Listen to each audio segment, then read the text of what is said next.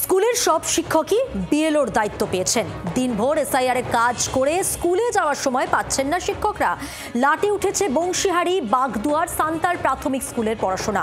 স্কুলে এসেও ফিরে যাচ্ছে পড়ুয়ারা। স্কুলের সব শিক্ষকই ব্যস্ত বিএলওর কাজে, তাই লাটে উঠেছে পড়াশোনা। বন্ধ মিড ডে মিলও, স্কুলে এসেও বাড়ি ফিরে যাচ্ছে পড়ুয়ারা। ছবিটা বংশীহারির বাগদুয়ার সান্তাল প্রাথমিক বিদ্যালয়ের।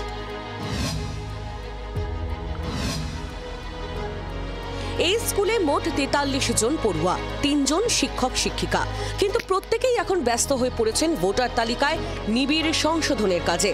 গত 4 নভেম্বর থেকে 2 জন শিক্ষক বিএলওর দায়িত্ব পেয়েছেন। 18 নভেম্বর পর্যন্ত টেনে টুনে স্কুলের পড়াশোনা চালু রেখেছিলেন স্কুলের প্রধান শিক্ষক, কিন্তু বুধবার থেকে তাকেও অ্যাডিশনাল বিএলওর দায়িত্ব দেওয়া হয়েছে। ব্যাস, তারপর থেকে পুরোপুরি বন্ধ হয়ে গিয়েছে স্কুলের পড়াশোনা। বিএলও ডিউটি দিয়েছে আমাদেরকে, আর বিএলও এত চাপ, রাত্রেও ঘুমাতে পারছি না, ওই জন্য স্কুলেও সময় দিতে পারছি না যে স্কুলে যাব। ডিসেম্বরে স্কুলের বার্ষিক পরীক্ষা, এই অবস্থায় সিলেবাস কিভাবে শেষ হবে তা নিয়ে দুশ্চিন্তায় পড়ুয়া থেকে অভিভাবক সকলেই। স্কুল হলো না কেন জানি না। স্কুল কি বন্ধ? আজকে বন্ধ বললো দিদিমণি। মিড ডে মিলও বন্ধ আছে।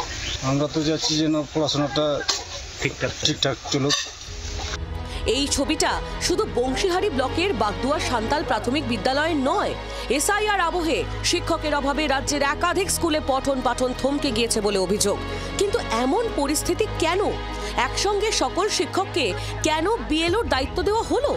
স্কুলের পঠন পাঠন চালু রাখতে কেন বিকল্প ব্যবস্থা ভাবা হলো না?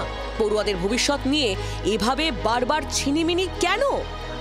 শ্রীকান্ত ঠাকুরের রিপোর্ট, জি 24 ঘন্টা। বাংলার আওয়াজ, বাঙালির আবেগ, জি 24 ঘন্টা।